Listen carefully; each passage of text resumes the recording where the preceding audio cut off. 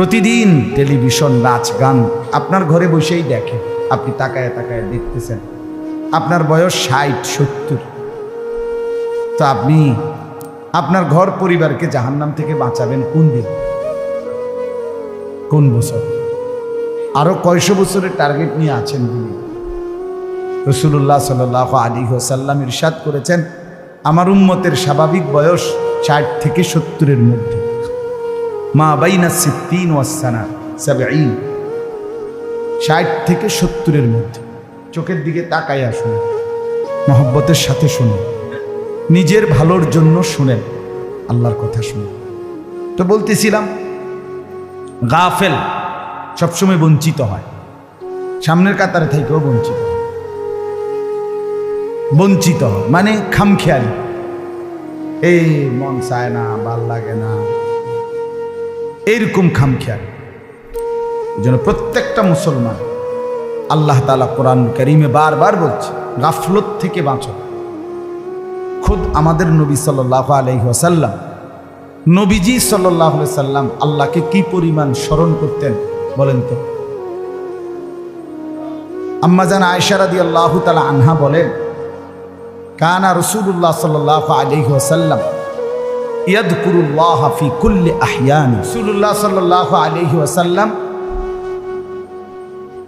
ইয়াযকুরুল্লাহ ফি কুল্লি আহয়ান, আল্লাহ তাআলার জিকির করতেন সারাক্ষণ। আম্মা জান আয়েশা রাদিয়াল্লাহু তাআলা আনহা বলছেন, সারাক্ষণ তিনি আল্লাহ তাআলার জিকির করতেন, সর্বদাই। তাহলে যিনি সারাক্ষণ আল্লাহ তাআলার ধ্যানে থাকতেন, সেই উনাকেও পর্যন্ত নবী সাল্লাল্লাহু আলাইহি সাল্লামকে আল্লাহ তাআলা বলছেন, ওয়ালা তাকুম মিনাল গাফিলিন, আপনি গাফেলদের অন্তর্ভুক্ত হবেন না। নবীজিকে বলছে, যিনি সারাক্ষণই কি করতেন? আল্লাহকে স্মরণ করতেন। তারপরেও খুদ রাসূলকে আল্লাহ বলছেন, ওয়ালা তাকুম মিনাল গাফিলিন, আপনি গাফেলদের অন্তর্ভুক্ত হবেন না। তাহলে আমাদের জন্য কি হুকুম বলেন না চাচা? আমাদের জন্য কি হুকুম? আমাদের চা দোকানে আড্ডা দেওয়ার টাইম শরীয়তের পক্ষ থেকে কয় ঘন্টা? কথা বলেন। আমাদের জন্য বিড়ি খাওয়ার অনুমতি শরীয়তের পক্ষ থেকে প্রতিদিন কয়বার? টেলিভিশনে নাচ গান নর্তকের ছবি দেখার অনুমতি কখন? 60 বছরেও আল্লাহর কোরআন শুদ্ধ করার সুযোগ, আল্লাহর কোরআন পড়বার যোগ্যতা আপনার মধ্যে আসলো। এই যে পারেন না কইয়া শুয়ে লাইলেন, আত্মফাইলেন, এটা তো গাদ্দারি, এটা তো গাদ্দারি। মনে রেখে মুরব্বী চাচা, এটা গাদ্দারি, এটা গাদ্দারামি করলেন আর কি আল্লাহর সাথে। আপনি বুঝছেন আর কি, ঠিক আছে, ছোটবেলায় শিখেন নাই সূরা কেরাত শুদ্ধ, এরপরে আর কোনোদিন বুঝলেন না কথাটা, এটারে আর কোনোদিন কোনো পাত্তাই দিলেন না, বুঝেন না কথাটা, এটা গৌরবই না। যা শিখলাম না, তার শিখলাম না, চাই আল্লাহ কি করে দেই নাইলে কি কারণ? যারা আল্লাহর কোরআন শুদ্ধ পারেন না, কি কারণ? হায়াত পান নাই। কথা বলেন। আমার মাঝখান দিয়ে কোনো 15-20 বছর মারা গেছিলেন, বলেন কি ব্যস্ততা, কি গাছটা কাটছিল, কিচ্ছু ব্যস্ত না। পৃথিবীতে ইউরোপ, আমেরিকা অথবা চীন অথবা অন্যান্য দেশের মানুষ যে পরিমাণ দুনিয়ার জন্য ব্যস্ততা পরিশ্রম করে, তার 1000 ভাগের 1 ভাগও আমরা দেশের মানুষ হুদা হুদা বয়ে বয়ে বন সাব বন দিয়া সাদিয়া বিজয় হারায়, কিচ্ছু না, কোনো কামও করছে না, দুনিয়াও করছে না, আখেরাতে করছে। মাটি কাটলে একটু বালা মাটি কাটতে, বিকালে বইছে রাত 9টা পর্যন্ত চা দেওয়া, এটা ব্যস্ততা বলে। 3টা বাজে বসছে, বন্ধুরা আড্ডা দিতেছে, পোলা রাতের 11টা বাজে, হেতে আড্ডাই দিচ্ছে 8 ঘন্টা। কোন সুস্থ স্বাভাবিক মানুষ এত অপদার্থ হয়? আখেরাত বাদ দেন, দুনিয়ার লাইনে যারা মেহনত করে, আপনি দেখেন পৃথিবীতে এই যে সমস্ত দেশের জনসংখ্যা বেশি, চীন, ভারত, ইন্ডিয়া মনে করেন, এরা প্রমাণ করছে পৃথিবীতে চ্যালেঞ্জিং যে পপুলেশন, জনসংখ্যার বৃদ্ধি এটা কোনো সমস্যা না। চীনে এই জনসংখ্যার বৃদ্ধি কোনো কি না সমস্যা, ইন্ডিয়ায় জনসংখ্যার বৃদ্ধি কোনো সমস্যা না। বরং চীন প্রমাণ করছে পৃথিবীতে যত হাত তত হাত কর্মের হাত, সবাই পরিশ্রম করছে, সবাই মেহনত করতেছে। গোটা বিশ্ব বাজার বর্তমানে আমেরিকা ইউরোপকে পিছনে ফেলে চায়না শীর্ষে। কেন? পরিশ্রম করছে। দুনিয়া বুঝছে ভালো, তারা আখেরাত পরের বিষয় তাদের কাছে, কিন্তু দুনিয়া তো তারা বুঝছে ভালো, মেহনত করছে।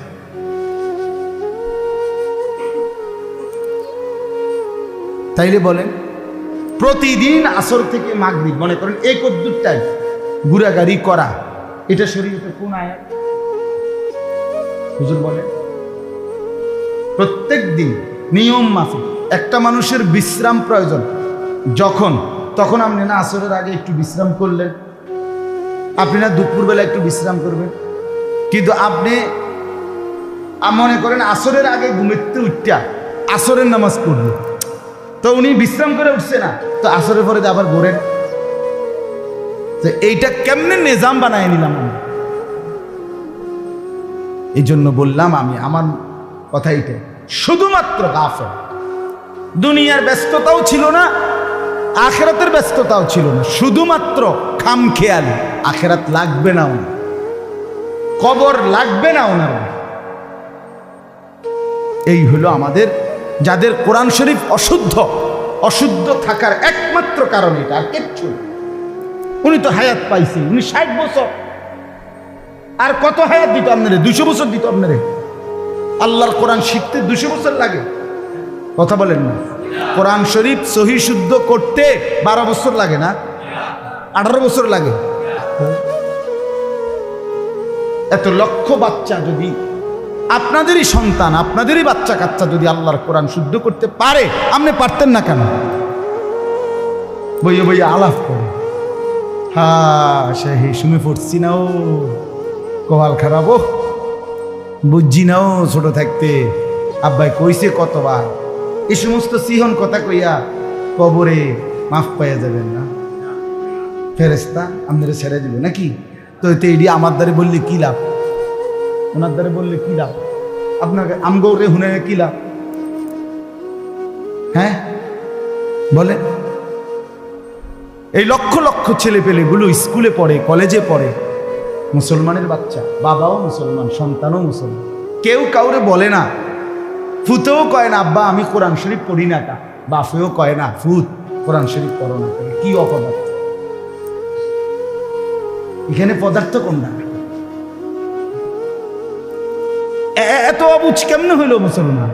বাপেও অবুঝ, পুতেও অবুঝ, মায়েও অবুঝ, সন্তানও অবুঝ।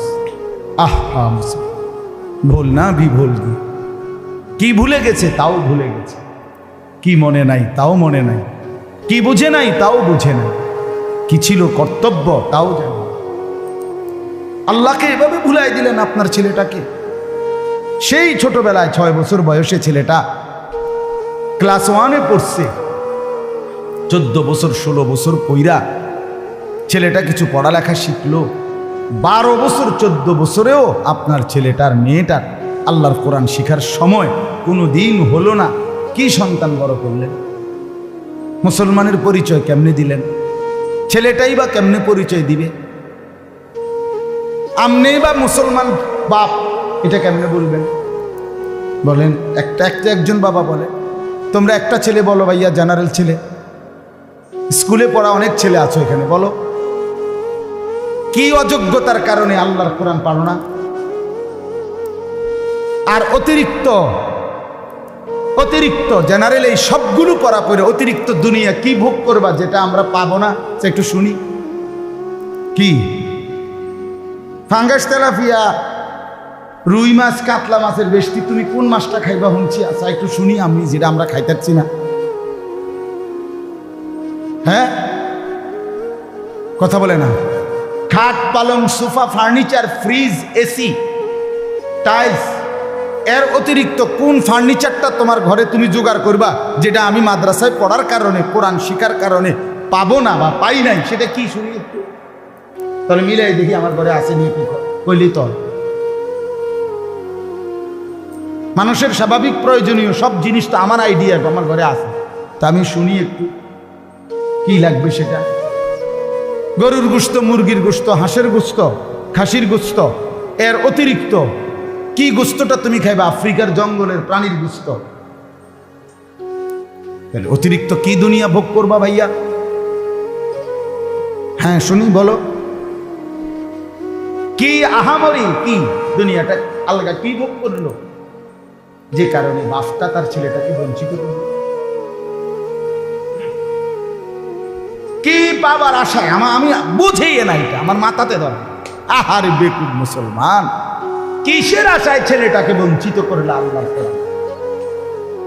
কি আশায়, কি ভোগ করছে তোমার ছেলেটা যেটা আমরা পেলাম না? কি তা? হ্যাঁ এতটুকু বলতে পারেন, অন্যায় উপার্জন, অবৈধ উপার্জন, যে কোনো মহিলার সাথে যত্রতত্র কথা বলা, মেয়ের সাথে আড্ডা দেওয়া অবৈধ। হ্যাঁ, জিনা ব্যভিচারের আড্ডাখানা, গান বাদ্য, নাচ গানের উল্লাস, এগুলোর মধ্যে তো আপনারা হুজুররা যাইতে পারলেন না।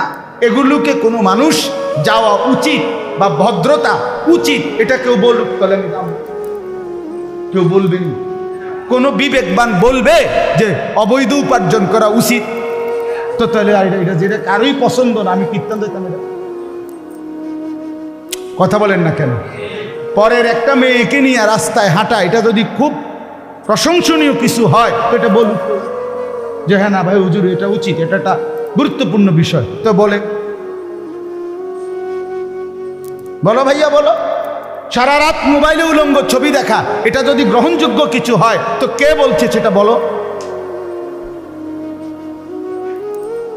তাইলে যা কিছু অতিরিক্ত ভোগ করছে সেটা তো অন্যায়, অবৈধ, অস্থিরতা, বেহায়াপনা, অসভ্যতা, হারাম, আল্লাহর কাছেও হারাম, পৃথিবীর মানুষের আইনেও নিষেধ।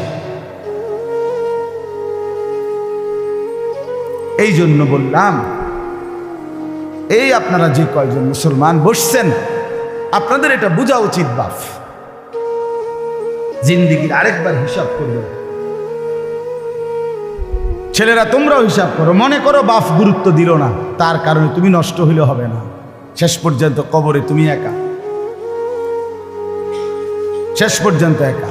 আমার আব্বা মারা গেছে 2015 সালে, আমি এখনো বাইচা আছি। তাহলে আমার এই বছরগুলো আমার আব্বা ছাড়াই আমি চলতেছি, তাহলে আমারে কি আমার এই বয়সগুলোর হায়াতের হিসাব দিতে হবে না? কথা বলেন না কেন? তো বলেন, এই জন্য কেউ নিজের ভুল না করে, কমপক্ষে এতটুকু বিবেক যদি না হয় যে আমার ভালো আমি বুঝলাম না, আমার কল্যাণ অকল্যাণ আমি বুঝলাম না, আমার করণীয় আমার কর্তব্য আমি বুঝলাম না, এটা মূর্খতা ছাড়া, বোকামি ছাড়া, আহম্মকি ছাড়া আর কিছু হইতে পারে। পড়ালেখা শুধু শব্দ মুখস্থ করার নাম না, নিজেকে চেনা, আত্মপরিচয়, আত্মপরিচয়, দেহ মন আত্মার বৃদ্ধি, এটাকেই এডুকেশন বলে, এটাকেই পড়ালেখা বলে। এই জেনারেল লাইনও এটারই পড়া করে, আপনি খবর নেই। এই ইংরেজিতেও জিজ্ঞাসা করেন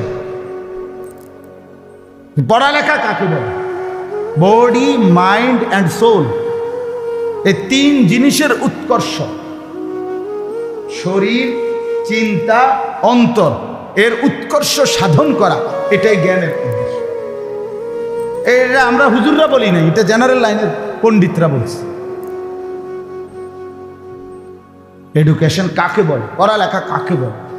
তো যার হৃদয়ের কোনো উৎকর্ষ উন্নতি হলো না, যার 24 ঘন্টা যার কলিজার ভিতরে নারী, ছবি, নাচ, নর্তকী, উলঙ্গ দৃশ্য, মোবাইলের আসক্তি, বন্ধুদের আড্ডা, এটা ছাড়া যার ভিতরে অন্য কোনো মানসিকতাই নাই, এই অপদার্থ পড়লো কি, শিখলো কি?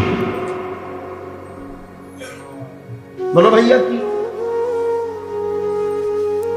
কি কোনো সুনির্দিষ্ট মাইন্ড, কোনো সুনির্দিষ্ট চিন্তা, কোনো সুনির্দিষ্ট গন্তব্য, টার্গেট যার জীবনে নাই, অর্জন করতে পারলো না, সে কি করলো?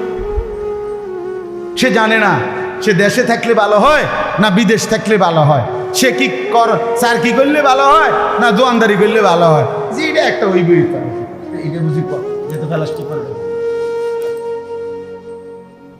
এটা তো প্লাস্টিক মার্কা কথা। এই পৃথিবীতে ছোটবেলাতে আমরাও তো স্কুলে পড়াকালে প্রাইমারিতে যে সময় পড়ছি, আমার স্পষ্ট মনে আছে প্রাইমারি স্কুলের 4-5 মধ্যে নিয়মিত একটা রচনা প্রতিযোগিতা, আরে রচনা ছিল এইম ইন লাইফ, আমার জীবনের লক্ষ্য, এটা একটা রচনা। এই যে আমরা ছোটবেলায় যে রচনা লিখতাম, আমার একটি গরু, এরপরে দেয়া আমার বিদ্যালয়, আমার গ্রাম, এটি কমন আমাদের কি ছিল? রচনা ছিল। এর মধ্যে এটাও একটা ছিল এইম ইন লাইফ, আমার জীবনের লক্ষ্য, আমার জীবনের লক্ষ্য।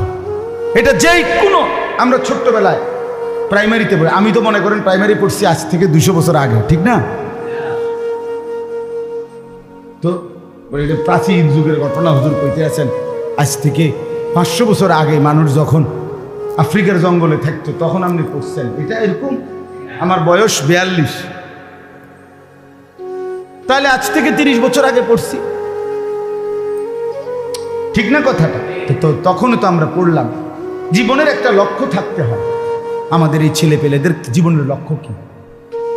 সারাদিন যে মোবাইল টিপে তার টার্গেট কি? মানে কি করা বলেন? আহা, তো তার বাপ, সে না ছোট, তার বাপ অভিভাবক কই? হ্যাঁ, 365 দিনে, আমি তো প্রত্যেক দিন বলি খোদার 365 দিনে একজন মুসলমান মা বাপ জীবিত থাকার পরেও যার ছেলে মেয়ে তারই ঘরে একদিনও ফজরের নামাজ পড়লো না, এমন অসভ্য এবারটা কিতা ফালে না। হ্যাঁ, এমন এর কি পালতেছে? ঠেকছে না, মোটেই ঠেকে নাই। ওনার ফায়সালাই ছিল এটা, ঠেকে নাই, ঠেকে নাই চাচা, ঠেকে নাই।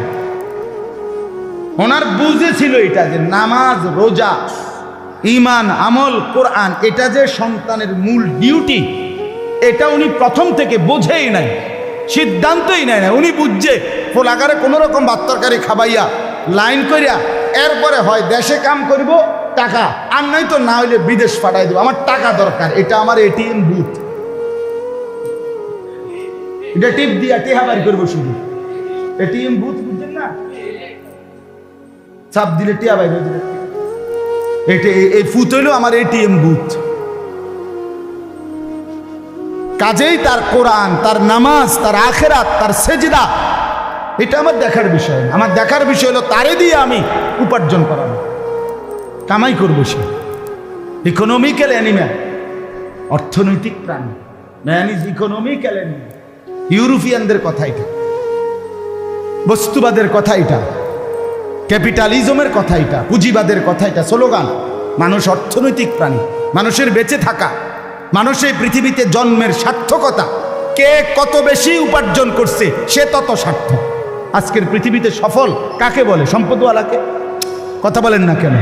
আজকের পৃথিবীতে সফল বলে তাকে না, বৈধ না অবৈধ এটা দেখার বিষয়। টাকার অঙ্কে সফলতা, টাকার অঙ্কে সফলতা, টাকার হিসাব। এবারে হালাল হারামের কোনো বাজ বিচার, বৈধ অবৈধতার, কোটি কোটি টাকার মালিক উনি কামিয়াব, টাকা পয়সা নাই উনি ব্যর্থ। আহা মুসলমান, এভাবে কেমনি ভুলে গেলাম? আরে কাকু আপনি সাইডে গেছেন, আপনারা কিতা, আপনারা আপনি 2 ফুট বিদেশ মাইয়া বিয়ে দিয়ে লাইছেন, বা বিল্ডিং করে লাইছেন, আর কিতা ওটা সাইডে গেছে। ওটা সাইডে জানার কারণে এখন বিড়ি, আর কোনো কাজ নাই, বিড়ি খানা ছাড়া, আর বন আর চা দিয়ে বিজয় এখন ছাড়া, আর মানুষের বদনাম আর গপ আর গীবত চা দোয়ানে বইয়া সারা দুনিয়ার সমস্ত ফালতু কথা বলা ছাড়া আর কোনো কাম নেই। মূল টার্গেট তো হয়ে গেছে। উনি দুনিয়াতে যে উদ্দেশ্যে আসছিল, ফোলাগুন বিয়ে দেওয়ানের লেগা, তাই তো দিছে আল্লাহর রহমতে। মাইয়া বিয়ে দেওয়ার উদ্দেশ্য ছিল, মাইয়াও বিদেশ পাঠাইছে, পুত বিদেশ পাঠাইছে, মাইয়া বিয়া দিছে, জীবনে একটা উদ্দেশ্য আছিল একখান ঘর করব। আল্লাহর রহমতে 4 রুমের একখান ঘর করছে, ভিতরে বাথরুম, 2টা বাথরুম ভিতরে, বাথরুমটি শুদ্ধ টাইলস। আল্লাহ কত বড় সৌভাগ্য! বাপ দাদা 14 গোষ্ঠীর কপালের দোয়ার বরকতে এবার আজকে বাথরুম ভিতরে মতে। আল্লাহু আকবার, আল্লাহু আকবার। কত বড় নিয়ামত, এত বড় সৌভাগ্য আর কি! পূর্বপুরুষ পেশাব করছে বাইরে, এবার এখন আল্লাহর রহমতে ফুতাইতের বরকতে ঘরে মতে। কত বড় নিয়ামত, সুবহানাল্লাহ। আরে আমারে বলছি নি, আমি আমারে হেবড়া বলছি বুড়া মিয়া, আমি জিগাইছি আর সাসা কি অবস্থা? আসি আল্লাহর রহমতে বালা। আমি কিতা বালা, আমি কিন্তু কোন কথা না। আল্লাহর রহমতে তারা 4 জন বিদেশ, মাইয়াগুন বিয়া দিছি। হুজুর বাইতে একখান ঘর করছি, 4টা রুম, 2টা বাথরুম করছি হুজুর, বাথরুমটি শুদ্ধ টাইলস ভিতরে। তখন আমি ওনারে কইলাম, সাসা আল্লাহর মেহেরবানি যে আপনি এখন ভিতরে মুতেন, ঘরে মুতেন, কত বড় সৌভাগ্য আপনার। মানে উনি সফল। আহা, কি মিথ্যা বললাম? আজকে আমাদের মধ্যে বয়স্ক লোকদের সফলতা তো এটাই। এরপরে আর কোনো ডিউটি আছে সে তো বুঝেই না, বুঝেই। 3টা ছেলে তো 1 ওয়াক্ত নামাজ পড়ে না, বাদ দাও। 3টা ছেলের বউ তো একজনও পর্দা করে না। এই ঘরে আজকে 60 বছর আমার বয়স, এখনো আমার ঘরে বউ বাচ্চা প্রতিদিন রঙিন টেলিভিশনে নাচ গান নর্তকীর ছবি দেখে প্রতিদিন প্রতি রাত। সব রোমে রোমে আমার সন্তান নাতি নাতনি ঘুমায়, প্রত্যেকের হাতে একটা একটা বড় মোবাইল। সবাই সারা রাত উলঙ্গ ছবি, নাচ গান, জিনা বেবিচার যা মন চাই দেখতেছে। চাচা সফলতার সাথে ঘুমাইতেছে। সুবহানাল্লাহ। সফল চাচা সফল ঘুম দিছে, ওটা জানে এই শেষ ঘুম, কবরে আর ঘুম যাবার সুযোগ দিবে না, টাঙ্গাইয়া ফিরবে, টাঙ্গাইয়া ফিরবে, টাঙ্গাই। হ্যাঁ, আমার কথা শক্ত হইলে আর আইলাম না। না, আমি এই মাথা এই ডকের বুদ্ধি লই এই কথা কইছে, আর যা তাই না। একবার পাইছি, একবারে সইবে, আর একবার কি করবো না আইলে আমি হায়াত না পাইলে। কথা বলেন না কেন? আবার না পাইলে আল্লাহ তৌফিক দান করে। চলেন বাপ, বুঝতে শিখেন। ছেলেরা বুঝতে শিখো, বাবা এই ছেলে বুঝতে শিখো, নিজের ভালোটুকু বুঝো। জীবন মানে শুধুই কেবল এই এক কদ্দুর চুল, সারাদিন ইডারে লইয়া নাচন লারান, এটা একটা জীবন বেটা? অপদার্থ বেটা তুমি, ফালতু বেটা তুমি, ফালতু বেটা। পৃথিবীতে আসার উদ্দেশ্য এটা? এই ঘন্টার পর ঘন্টা শুধু চুল ফিরাইবা আর কি? এই সারাদিন মোবাইলে একটার পর একটা ছবি তুলবা, নিজেই মানে আমার কাছে বেশি আশ্চর্য লাগে। চিনি নিজের মোবাইলটা ধরে হাত আলগি দেয়, পাও আলগি দেয়, সিএনজির মধ্যে কাইট হইয়া ছবি উড়ায়, রাস্তার মাঝখানে বেকা হইয়া ছবি উড়ায়, মোটর সাইকেলের মধ্যে উফুর হইয়া ছবি উড়ায়, নিজে বুঝেন না কথা? নিজে করে।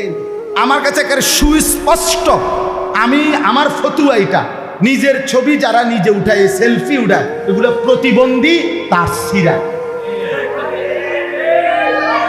এগুলোর মাথার ডিস্টার্ব। হ্যাঁ, যেই কোনো পাগল লোক আপনি দেখেন, তাহলে বাস্তবিকে যারা পাগল তারা এমনই করে। অন কয় না ইব্রাহিম, এরা এমন করে কিনা তুমি দেখো, আপনি দেখেন কি এখন যারা পাগল তারা তো এরকম নিজে হাত লাড়ে, পা লাড়ে, নিজে নড়ে, হাসে, এরকম করে না ভাইয়া? তো মানুষ এই জন্যই তো তারা পাগল করে। তো তুমি পাগল না তো কি করবে? তোমার এই কোন শয়তানে এটা বললো বেটা? কোন শয়তানে বললো এটা? কোন ইবলিসে বললো বেটা? আস্তাগফিরুল্লাহ, আস্তাগফিরুল্লাহ। সারাদিন রাত এক ফিকির, শুধু ছবি, মোবাইল, নারী, ছবি।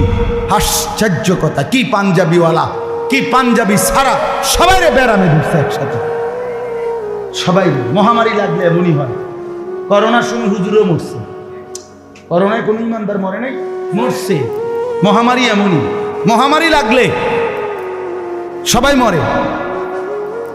এই মোবাইলের এই মহামারী লাগছে, বড় মোবাইলের এই করোনা লাগছে, যার কারণে আজ সবাই এতে আসক্ত হয়ে পড়ছে। রাত নাই, দিন নাই, ফিকির নাই, উচিত না অনুচিত কিচ্ছুর খবর নাই। বলো বন্ধু, ছেলেরা এই যে কয়জন বাবা ভিতরে বসছে, একজনই বুঝো ভাইয়া, একজন। আমার 30 বছরে আমি সবসময় এটা ভাবি, 30 বছরও যদি আল্লাহর কথা বলি, আর 30 বছরে বছর প্রতি যদি একজন যুবক বদলায়, খোদার কসম আমি মনে করি কোনো এক যুবকের চোখের পানির বরকতে আশা তো করি আল্লাহ মাফ করে দিবে আমাকে। 30 লাখ মানুষ বদলাইতে হবে জরুরি না বাপ। এমনও নবী পৃথিবীতে ছিলেন যাদের অনুসারী স্রেফ 2 জন।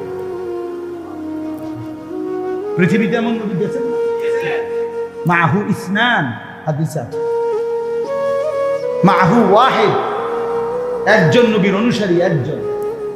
হাদিসে নবী বলছে আমি দেখছি, নবীজিকে দেখাইছে স্বপ্নে। নবীজি বলছেন আমি এমন নবীকেও দেখছি, ওয়ালাইসা মাহু আহাদ, তার সাথে একজনও নাই, লাইসা মাহু আহাদ, একজন অনুসারীও নাই। ওই নবী তার পুরাটা সময় আল্লাহর দিকে ডেকেছে, কিন্তু কেউ ঈমান আনে নাই। কোরআনুল কারীমে আছে সূরা ইয়াসিনের মধ্যে 3 জন রাসূল, 3 জন একসাথে একটি অঞ্চলে কালেমার দাওয়াত দিছে মানুষকে। ফাযাজনা বিসালিসিন ফাকালু ইন্না ইলাইকুম মুরসালুন। কয়জন? 3 জন। কিন্তু 3 জন একসাথে দাওয়াত দেওয়ার পরেও ওই অঞ্চলে কালেমা পড়েছে শুধুই কেবল একজন। 3 জনের অনুসারী কয়জন? ওয়াজাআ মিন আকসাল মাদিনাতি রাজুলুন, এই যে রাজুলুন একজন, হাবিবে নাজ্জার একজন মাত্র অনুসারী। কওমের লোকেরা ওই একজনকেই অত্যাচার করে জুলুম করে মেরে ফেলেছে। মারতে মারতে ওই একজন ইমানদার মুমিন তাকে যখন চূড়ান্তভাবে মারতে মারতে মেরেই ফেলছিল, আমার আল্লাহর শাজিম থেকে বললেন ফেরেশতা, আমার ওই একটা মুমিন বান্দার কাছে তার জান্নাতটা তার সামনে তুলে ধরে তাকে এখনই বলো কিলা দুখুলিল জান্নাহ, বলো না তাকে ও আল্লাহর বান্দা এক্ষুনি জান্নাতে ঢোকো।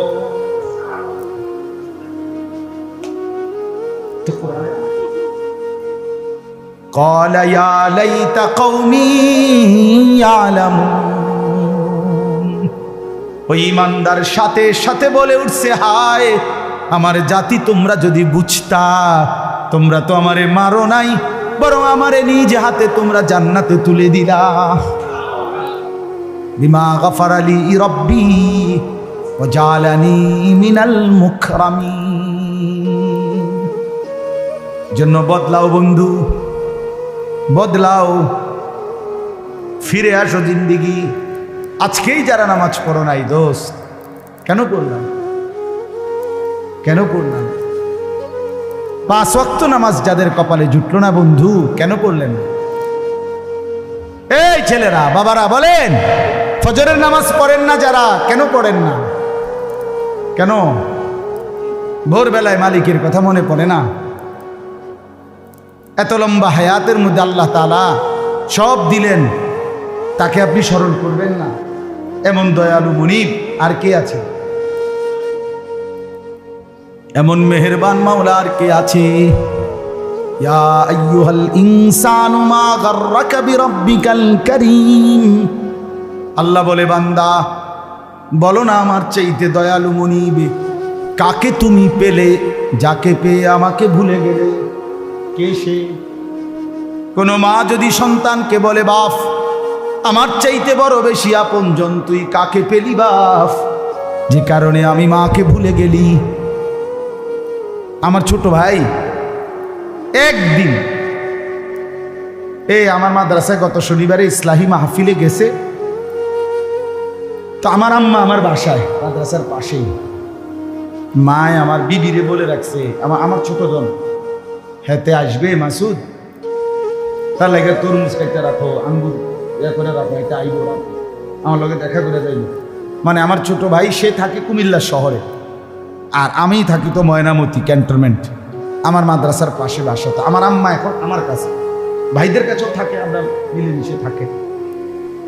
তো মা এই রাত্রিবেলা 11:30 বাজে ওই আমার ভাইটা আরো 5-6 জন লোক নিয়ে আসছে। মানে আমার মাদ্রাসার ইসলাহি মাহফিল প্রত্যেক মাসের দ্বিতীয় শনিবার আমার মাদ্রাসায় ইসলাহি মাহফিল হয়, ময়নামতি কুমিল্লা ক্যান্টনমেন্ট।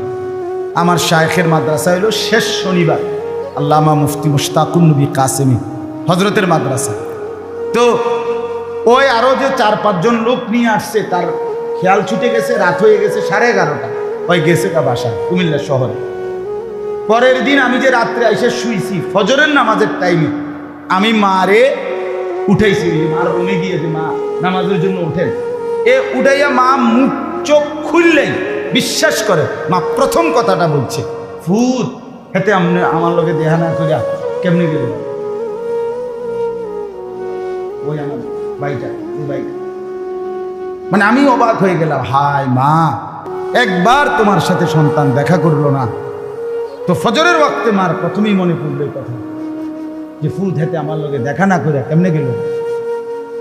আমি দিনের বেলা একটু পরেই ফোন দিয়ে কইছি, তুমি শেষ মনে করলে তাড়াতাড়ি মার গেছে এক কারো জ্বললে যাবে। মাইজি গেছে তোমার সব কবাই, আমি তো ভুলে গেছি, আমি লোকজনের কারণে গেছি গা, আমি অক্ষণ আই অক্ষণ তাড়াতাড়ি মাইজি গাইছে। তো মা যদি বলে, মা যদি আফসুস করে ক্ষতি হবে কিনা সন্তানের? তো মা যদি আফসুস করে সন্তানের ক্ষতি হয়, রব্বুল আলামিন যদি ডাক দিয়ে বলে, বান্দা আজ তো 1টা বছর হয়ে গেল, 6 মাস হয়ে গেল, কোনোদিন তো আমারে ফজরের নামাজে সেজদা দিলা না, কেমনে পারলা বান্দা, কেমনে সইলা বান্দা? তখন কি হবে আমাদের? আল্লাহ আমাদেরকে মাফ করে দেন।